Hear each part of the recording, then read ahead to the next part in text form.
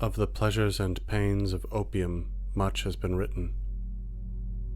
The ecstasies and horrors of De Quincey and the paradis artificiels of Baudelaire are preserved and interpreted with an art which makes them immortal.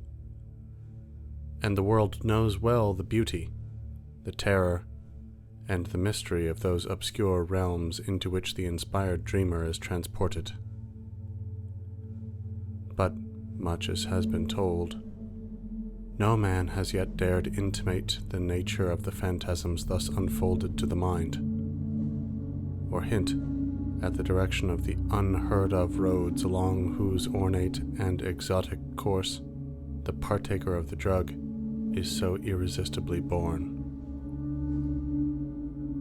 De Quincey was drawn back into Asia, that teeming land of nebulous shadows whose hideous antiquity is so impressive that, quote, the vast age of the race and name overpowers the sense of youth in the individual, unquote. But farther than that, he dared not go. Those who have gone farther seldom returned, and even when they have been either silent or quite mad. I took opium but once, in the year of the plague, when doctors sought to deaden the agonies they could not cure. There was an overdose. My physician was worn out with horror and exertion, and I traveled very far indeed. In the end, I returned and lived, but my nights are filled with strange memories, nor have I ever permitted a doctor to give me opium again. The pain and pounding in my head had been quite unendurable when the drug was administered. Of the future I had no heed. To escape, whether by cure, unconsciousness, or death, was all that concerned me.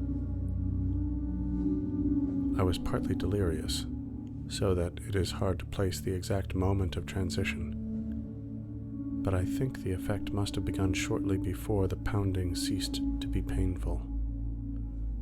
As I've said, there was an overdose, so my reactions were probably far from normal. The sensation of falling, curiously dissociated from the idea of gravity or direction, was paramount, though there was subsidiary impression of unseen throngs in incalculable profusion, throngs of infinitely diverse nature, but all more or less related to me. Sometimes it seemed less as though I were falling than as though the universe or the ages were falling past me. Suddenly, my pain ceased, and I began to associate the pounding with an external rather than internal force. The falling had ceased also, giving place to a sensation of uneasy, temporary rest, and when I listened closely, I fancied the pounding was that of the vast, inscrutable sea, as its sinister, colossal breakers lacerated some desolate shore after a storm of titanic magnitude. Then I opened my eyes. For a moment, my surroundings seemed confused, like a projected image hopelessly out of focus. But gradually I realized my solitary presence in a strange and beautiful room lighted by many windows. Of the exact nature of the apartment I could form no idea, for my thoughts were still far from settled. But I noticed van-colored rugs and draperies, elaborately fashioned tables, chairs, ottomans, and divans, and delicate vases and ornaments which conveyed a suggestion of the exotic, without being actually alien. These things I noticed, yet they were not long uppermost in my mind. Slowly but inexorably crawling upon my consciousness and rising above every other impression came a dizzying fear of the unknown, a fear all the greater because I could not analyze it, and seeming to concern a stealthily approaching menace, not death, but some nameless, unheard-of thing inexpressibly more ghastly and abhorrent.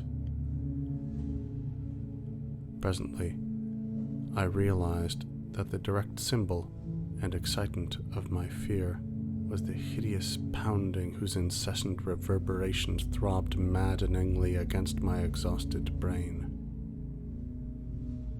It seemed to come from a point outside and below the edifice in which I stood, and to associate itself with the most terrifying mental images. I felt that some horrible scene or object lurked beyond the silk-hung walls and shrank from glancing through the arched, latticed windows that opened so bewilderingly on every hand. Perceiving shutters attached to these windows, I closed them all, averting my eyes from the exterior as I did so. Then, employing a flint and steel which I found on one of the small tables, I lit the many candles reposing about the walls in arabesque sconces.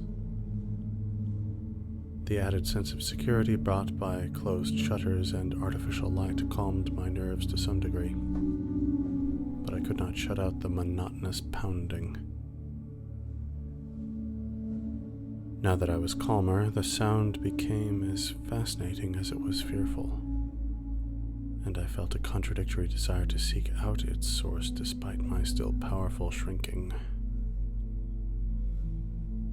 Opening a portiere at the side of the room nearest the pounding, I beheld a small and richly draped corridor ending in a cavern door and large oriel window. To this window I was irresistibly drawn, though my ill-defined apprehensions seemed almost equally bent on holding me back. As I approached it, I could see a chaotic whirl of waters in the distance. Then, as I attained it and glanced out on all sides, the stupendous picture of my surroundings burst upon me with full and devastating force. I beheld such a sight as I had never beheld before, and which no living person can have seen save in the delirium of fever or the inferno of opium. The building stood on a narrow point of land, or what was now a narrow point of land, fully 300 feet above what must lately have been a seething vortex of mad waters. On either side of the house, there fell a newly washed-out precipice of red earth, whilst ahead of me the hideous waves were still rolling and frightfully eating away the land with ghastly monotony and deliberation. Out a mile or more there rose and fell menacing breakers at least 50 feet in height, and on the far horizon ghoulish black clouds of grotesque contour were resting and brooding, like unwholesome vultures. The waves were dark and purplish, almost black, and clutched at the yielding red mud of the bank as if with uncouth, greedy hands. I could not but feel that some noxious marine mind had declared a war of extermination upon all the solid ground, perhaps abetted by the angry sky. Recovering at length from the stupor into which this unnatural spectacle had thrown me, I realized that my actual physical danger was acute. Even whilst I gazed, the bank had lost many feet, and it could not be long before the house would fall, undermined, into the awful pit of lashing waves. Accordingly, I hastened to the opposite side of the edifice, and finding a door, emerged at once, locking it after me with a curious key which had hung inside. I now beheld more of the strange region about me, and marked a singular division which seemed to exist in the hostile ocean and firmament. On each side of the jutting promontory, different conditions held sway. At my left, as I faced inland, was a gently heaving sea with great green waves rolling peacefully in under a brightly shining sun. Something about that sun's nature and position made me shudder, but I could not then tell, and cannot tell now, what it was. At my right also was the sea, but it was blue, calm, and only gently undulating, while the sky above it was darker, and the washed-out bank more nearly white than reddish. I now turned my attention to the land, and found occasion for fresh surprise, for the vegetation resembled nothing I had ever seen or read about. It was apparently tropical, or at least subtropical, a conclusion borne out by the intense heat of the air. Sometimes I thought I could trace strange analogies with the flora of my native land, fancying that the well-known plants and shrubs might assume such forms under a radical change of climate. But the gigantic and omnipresent palm trees were plainly foreign. The house I had just left was very small, hardly more than a cottage, but its material was evidently marble, and its architecture was weird and composite, involving a quaint fusion of Western and Eastern forms. At the corners were Corinthian columns, but the red tile roof was like that of a Chinese pagoda. From the door inland there stretched a path of singularly white sand, about 4 feet wide, and lined on either side with stately palms and unidentifiable flowering shrubs and plants. It lay toward the side of the promontory where the sea was blue and the bank rather whitish. Down this path I felt impelled to flee, as if pursued by some malignant spirit from the pounding ocean. At first it was slightly uphill, then I reached a gentle crest. Behind me I saw the scene I had left, the entire point with the cottage and the black water, with the green sea on one side and the blue sea on the other, and a curse unnamed and unnameable lowering over all. I never saw it again, and often wonder.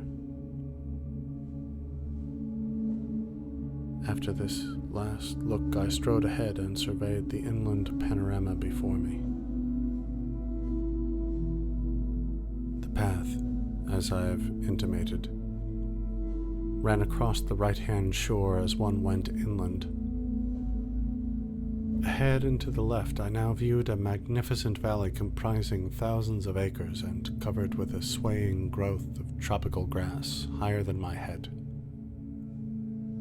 Almost at the limit of vision was a colossal palm tree which seemed to fascinate and beckon me. By this time, wonder and escape from the imperiled peninsula had largely dissipated my fear.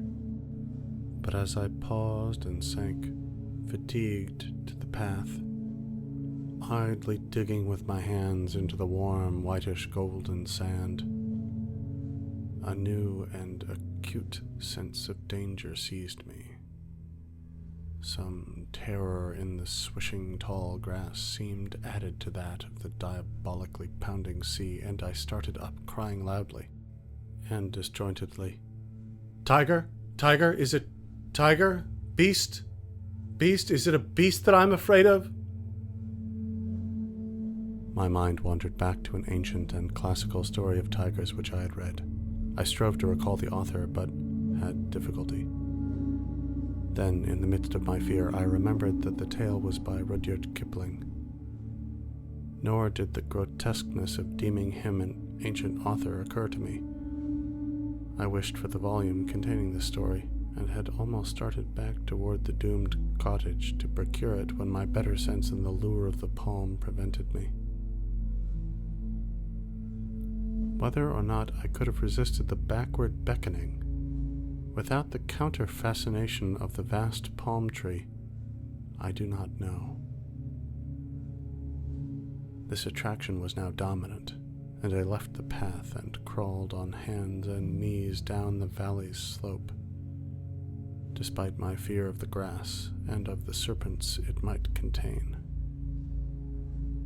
I resolved to fight for life and reason as long as possible against all menaces of sea or land, though I sometimes feared defeat as the maddening swish of the uncanny grasses joined the still audible and irritating pounding of the distant breakers.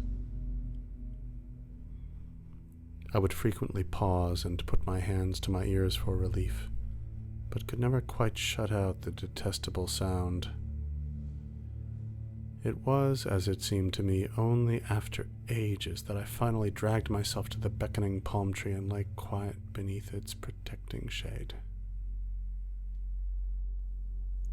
There now ensued a series of incidents which transported me to the opposite extremes of ecstasy and horror, incidents which I tremble to recall and dare not seek to interpret.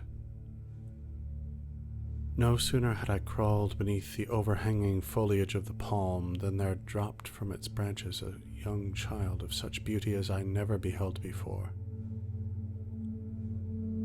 Though ragged and dusty, this being bore the features of a faun or demigod, and seemed almost to diffuse a radiance in the dense shadow of the tree. It smiled and extended its hand, but before I could arise and speak, I heard in the upper air the exquisite melody of singing. Notes high and low blent with a sublime and ethereal harmoniousness. The sun had by this time sunk below the horizon, and in the twilight I saw an aureole of lambent light encircled the child's head. Then in a tone of silver it addressed me. "It is the end. They have come down through the gloaming from the stars. Now all is over, and beyond the Aranurian streams we shall dwell blissfully in Teloi." As the child spoke, I beheld a soft radiance through the leaves of the palm tree and, rising, greeted a pair whom I knew to be the chief singers among those I had heard. A god and goddess they must have been, for such beauty is not mortal. And they took my hands, saying, "Come, child, you have heard the voices, and all is well. In Teloi, beyond the Milky Way and the Aranurian streams, are cities, all of amber and chalcedony, and upon their domes of many facets glisten the images of strange and beautiful stars. Under the ivory bridges of Teloi flow rivers of liquid gold, bearing pleasure barges bound for blossomy Cytherean of the seven suns. And in Teloi and Cytherean abide only youth, beauty, and pleasure, nor are any sounds heard save of laughter, song, and the lute. Only the gods dwell in Teloi of the golden rivers, but among them shalt thou dwell." As I listened enchanted, I suddenly became aware of a change in my surroundings. The palm tree, so lately overshadowing my exhausted form, was now some distance to my left, and considerably below me. I was obviously floating in the atmosphere, companioned not only by the strange child and the radiant pair, but by a constantly increasing throng of half-luminous, vine-crowded youths and maidens with wind-blown hair and joyful countenance.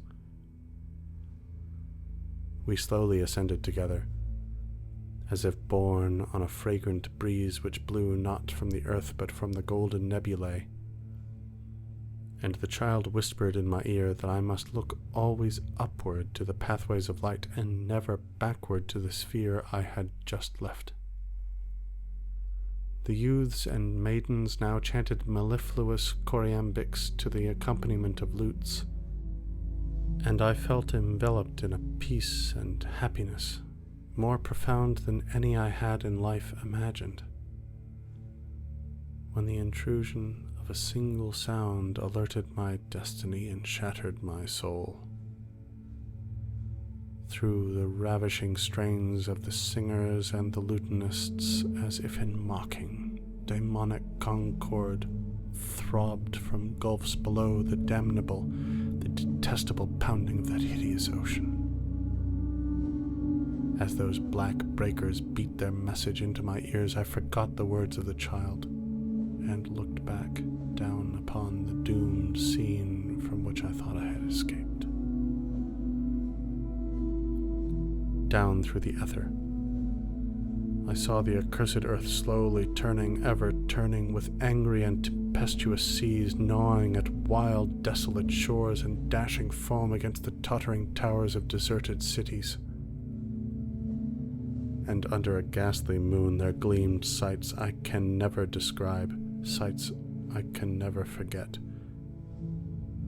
Deserts of corpse-like clay and jungles of ruin and decadence where once stretched the populous plains and villages of my native land, and maelstroms of frothing ocean where once rose the mighty temples of my forefathers. Round the northern pole steamed a morass of noisome growths and miasmal vapors, hissing before the onslaught of the ever-mounting waves that curled and fretted from the shuddering deep. Then a rending report clave the night, and athwart the desert of deserts appeared a smoking rift. Still the black ocean foamed and gnawed, eating away the desert on either side as the rift in the center widened and widened. There was now no land left but the desert, and still the fuming ocean ate and ate. All at once I thought even the pounding sea seemed afraid of something, afraid of the dark gods of the inner earth that are greater than the evil god of waters. But even if it was, it could not turn back, and the desert had suffered too much from those nightmare waves to help them now. So the ocean ate the last of the land and poured into the smoking gulf, thereby giving up all it had ever conquered.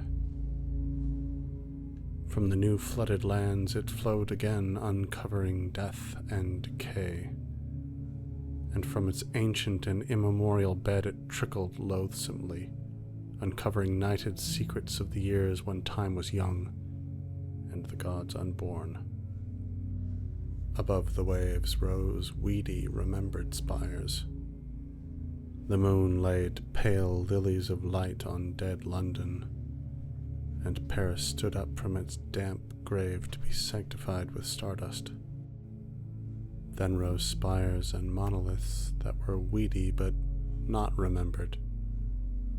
Terrible spires and monoliths of lands that men never knew were lands.